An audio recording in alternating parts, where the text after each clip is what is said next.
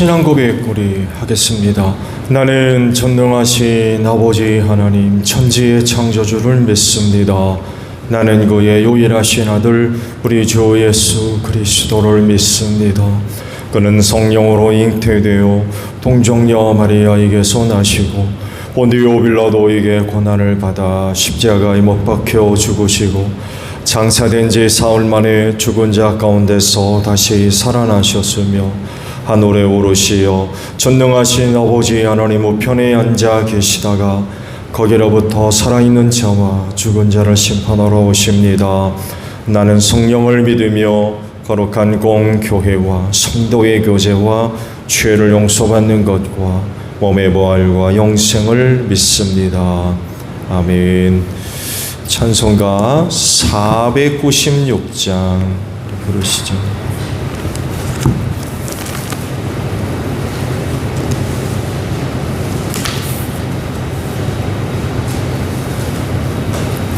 (496장이에요)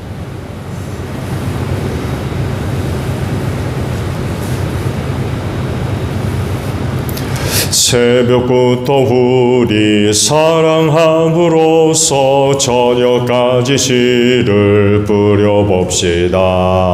열매 차차 익어 곡식 거둘 때에 기쁨으로 단을 거두리로다. 거두리로다. 거두리로다. 기쁨으로 단을 거두리로다. 거두리로다. 거두리로다. 기쁨으로 단을 거두리로다. 비가 오는 것과 바람 부는 것을 겁을 내지 말고 뿌려봅시다. 이를 맞춰놓고 곡식 거둘 때에 기쁨으로 단을 거두리로다. 거두리로다. 거두리로다. 기쁨으로 거두리로다. 거두리로다. 단을 거두리로다. 씨를 뿌릴 때에 나지 아니할까 염려하며 심히 애탈지라도 나중 예수께서 칭찬하시리니 기쁨으로 단을 거두리로다. 거두리로다. 거두리로다. 기쁨으로 단을 거두리로다. 거두리로다. 거두리로다. 기쁨으로 단을 거두리로다. 아멘. 말씀을 봅니다. 요한복음 3장의 말씀이에요.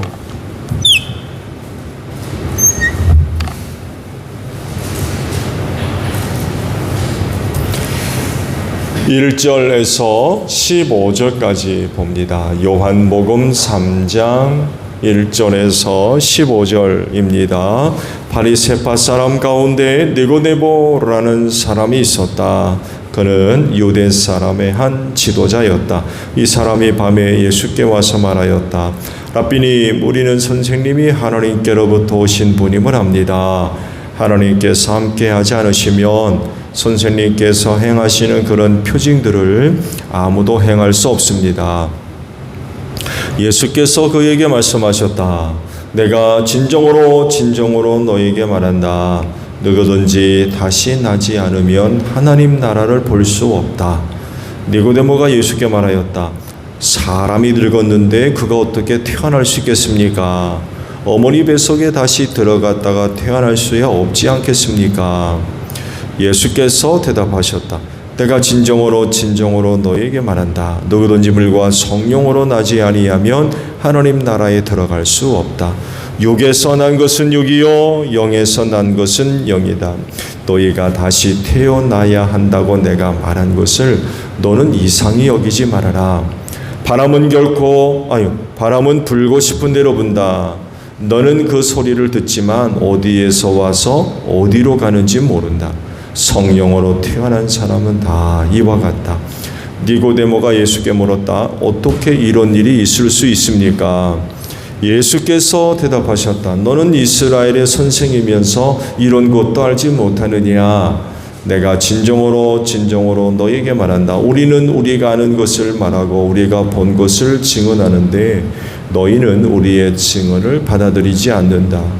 내가 땅의 일을 말하여도 너희가 믿지 않거든. 하물며 하늘의 일을 말하면 어떻게 믿겠느냐? 하늘에서 내려온 이 곧 인자밖에는 하늘로 올라간 이가 없다. 모세가 광야에서 뱀을 든 것 같이 인자도 들려야 한다. 그것은 그를 믿는 사람마다 영생을 얻게 하려는 것이다. 아멘. 오늘 아침에는요 3절에 있는 말씀을 함께 나누려고 합니다. 예수께서 그에게 말씀하셨다. 내가 진정으로 너에게 말한다. 누구든지 다시 나지 않으면 하나님 나라를 볼 수 없다. 라는 말씀입니다. 예수님은요, 어느 누구보다도 사람들에게 있어서 꼭 필요한 것이 무엇인지를 정확하게 인지하고 계신 분이셨어요. 그래서 기회가 되면 그 부분을 다루십니다. 그 부분을 다루셔서 결단하게 하시고 또 깨우쳐 주셨어요. 니고데모라고 하는 사람이 찾아왔다고 그러죠. 공의회 의원이었어요. 유대 백성의 지도자라고 요한은 소개하고 있지만 정확한 그의 직책은 산헤드린 공의회 의원이었습니다. 지난번에도 말씀을 드린 대로 유대 최고의 법적 의결 기관이었죠. 70여 명 정도. 사회적으로 상당히 존경받는 그런 사람들이었습니다. 예수님을 찾아와서 예수님을 인정하죠. 예수님을 인정합니다. 그건 예수님께 대한 신앙 고백이기도 했고요. 흔한 일이 아닙니다. 더욱이 산헤드린 공의회 의원이 그 예수에 대해서 이런 고백을 한다는 건 사실 상당히 위험스러운 거였어요. 유대교에서 쫓겨날 수 있는 그런 고백입니다. 그래서 그랬습니까? 밤에 찾아왔다고 그래요. 들키지 않으려고 왔나요? 여하간 예수님께 와서 예수님에 대한 그런 이야기를 한다는 건 당시로서는 굉장히 위험스러운 일이면은 틀림이 없는 그런 모습입니다. 근데요, 예수님의 반응이 참 독특합니다.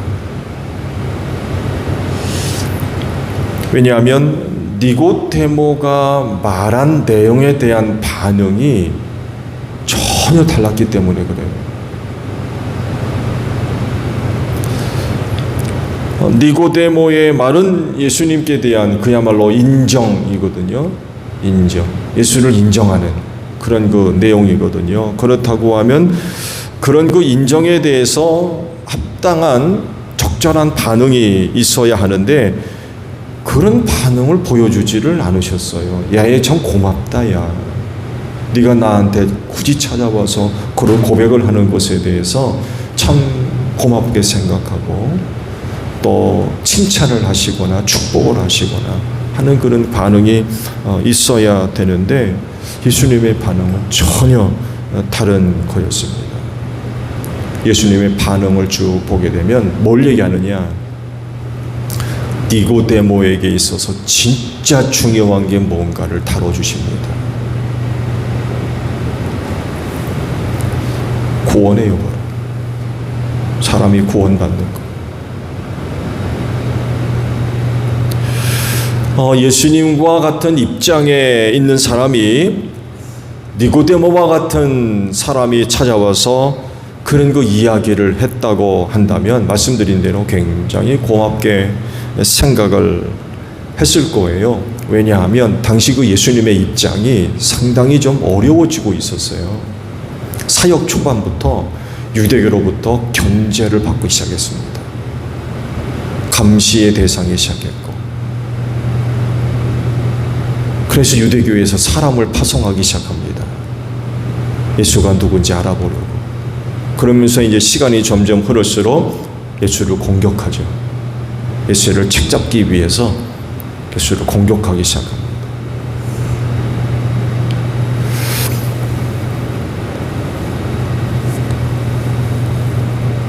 예수께서 갈릴리를 떠나서 유대로 진출을 하시죠. 그러면서 유대에 진출하시면서 첫 번째 하셨던 일이 세례 주는 거였어요. 뜻밖에도. 근데 기억나십니까? 예수께서 세례를 준 게 아니라 제자들이 세례를 주었다라고 밝히고 계시는데, 그 결과 요한의 제자의 수보다도 예수님의 제자의 수가 훨씬 더 많아졌다고 하세요. 근데 중요한 것은 그런 사실이 유대교 귀에 들어갑니다. 유대교의 보고가 됩니다. 이걸 예수께서 아시니까 어떻게 행동하십니까? 유대에서 철수하십니다. 갈릴리로 돌아가셨어요. 왜 그러셨을까요? 사역 초반부터 유대교로부터 견제를 받는 게 도움이 되지 않는다는 걸 아셨기 때문에 그래요. 오히려 제자가 수가 많다면 더 유익한 어떤 것도 바랄 수 있겠지만 그게 아니었던 거. 많은 사람들이 예수의 제자가 되고 많은 사람들이 예수를 따라다니고 있다라고 하는 이런 그 이야기는 유대교 입장에서는 결코 환영할 만한 일이 아니었어요. 이런 사실이 유대교 귀에 들어간 것을 아시자 유대에서 철수를 하셨어요. 그만큼 유대교로부터의 견제, 또 감시, 이런 것들이 점점 더 이제 강하게 나타났다는 거죠. 이런 상황 가운데 니고데모가 와서 그런 이야기를 한다? 당시로서는 굉장히 충격적인 일이기도 해요. 거기다가 사내들인 공의원이 그런 말을 한다는 건 상당히 놀라운 그런 그 일인데, 여하간에 예수님의 입장에서 누군가가 와서 그런 말을 한다는 건 참 고맙게 생각할 부분이에요. 왜? 말씀드린 대로 점점 유대교로부터 견제를 받기 시작했기 때문에 그래요. 인정하지 않는 거예요, 예수를.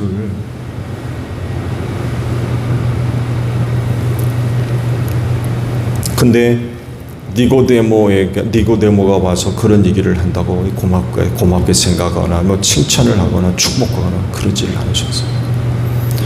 오히려 더 니고데모에게 진짜 중요한 것이 뭔가를 일깨워 주셨는데, 그게 바로 뭐냐? 구원받는 일이었습니다. 구원받는 일. 예수님은요, 니고데모가 찾아와서 예수님 자신에 대해서 관심을 표명할 때에 그 기회를 놓치지 않으셨어요. 사실 예수님 입장에서 보게 되면 그처럼 좋은 기회가 없거든요. 반대하는 사람이 아니거든요. 사내들이 공의회원이 하룻밤에 와가지고 예수에 대해서 그런 거 고백을 한다는 건 예수님 입장에서는 놓칠 수 없는 기회죠. 예수님에 대해서 아주 매우 긍정적인 그런 그 생각을 갖고 있는 사람이거든요. 이것을 잘 아신 예수님은 말씀드린 대로 니고데모에게 있어서 가장 필요한 것, 가장 중요한 것, 그게 뭔지를 이제 깨우쳐 주셨던 거죠. 니고데모뿐만 아니라 모든 사람들에게 있어서 정말 필요한 문제, 정말 필요한 것, 그게 뭐냐? 구원받는 일이에요. 그 어느 것보다도 중요한 부분이죠. 영혼 구원에 대한 하나님의 관심을 생각해 본다고 하면 그건 정말 핵심적인 일이죠. 핵심적인 얘기예요.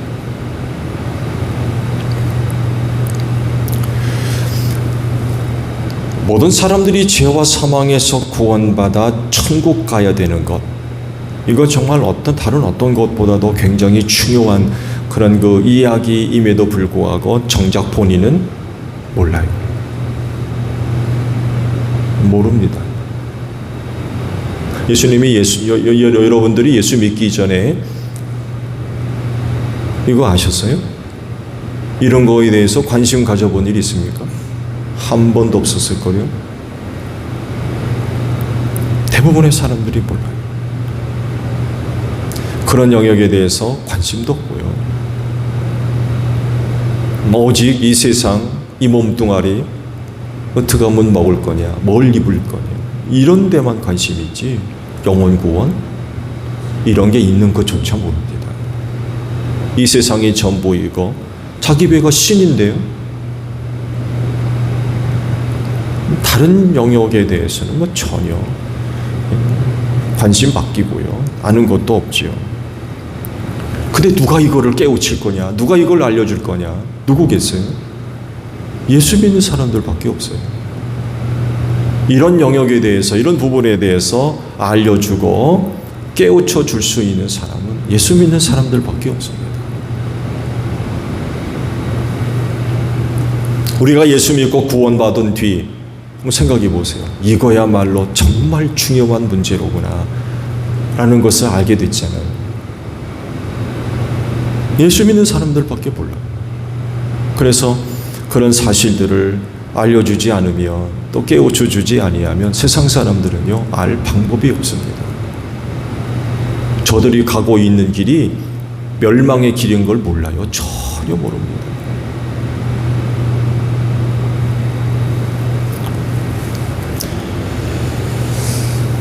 그래서 예수님과 같이 기회가 된다면, 또 성령께서 구원이라고 하는 부분들을 알려주고 또 깨우쳐야 할 기회임을 성령께서 알려주실 줄로 믿습니다.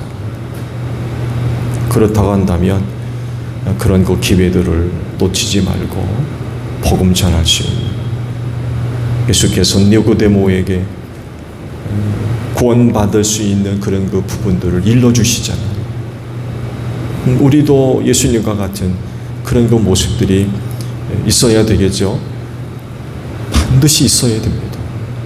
가족 식구부터 시작해서 우리 이웃에 이르기까지 복음 전할 수 있는 기회로구나 라는 것을 성령께서 깨우쳐 주셨을 때에 그런 기회를 놓치지 말고 그들에게 복음을 전하고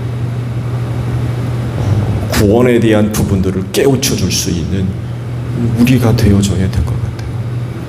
보세요. 니고데모가 와서 말씀을 드린 대로 그런 이야기를 했다면 여러분은 무슨 말 해주겠습니까? 아유, 니고데모 당신 참 고맙습니다. 나에 대해서 그렇게 이야기를 해주고 그렇게 나를 인정해 주니까 고맙습니다. 밥이나 한번 먹읍시다. 안 그럴까요? 근데 말씀드린 대로 예수님의 반응은 전혀 달랐어요. 전혀 달랐어요. 그런 거 보면 예수님이 늘 일상의 생활 속에서 중요하게 생각하고 있었던 것, 그건 어떻게 하면 영혼 구원할까? 어떻게 하면 영혼 구원시킬까? 이거였던 것 같아요. 어떻게 하면 복음을 전할까? 그 니고데모를 만나자마자 그러시잖아요. 그렇진데 오늘도 짧은 하루지만 성령께서 복음 주실 수 있는 기회임을 깨닫게 해주시는, 그러니까 은혜가 있기를 바랍니다. 여러분 그 깨달으시면 담대하게 입술을 열어서 복음 전할 수 있는 여러분들이 되시기를 바랍니다. 누가 합니까? 그날 예수 믿고 구원받을지 그건 정말 아무도 모르는 거예요. 오늘도 여러분의 입술을 통해서 또 다른 누군가에게 복음 전할 수 있는 복된 하루가 되시기를 바랍니다. 주기도문하겠습니다. 하늘에 계신 우리 아버지, 아버지의 이름을 거룩하게 하시며 아버지의 나라가 오게 하시며 아버지의 뜻이 하늘에서와 같이 땅에서도 이루어지게 하소서. 오늘 우리에게 일용할 양식을 주시고 우리가 우리에게 잘못한 사람을 용서하여 준 것 같이 우리 죄를 용서하여 주시고 우리를 시험에 빠지지 않게 하시고 악에서 구하소서. 나라와 권능과 영광이 영원히 아버지의 것입니다. 아멘. 기도하겠습니다.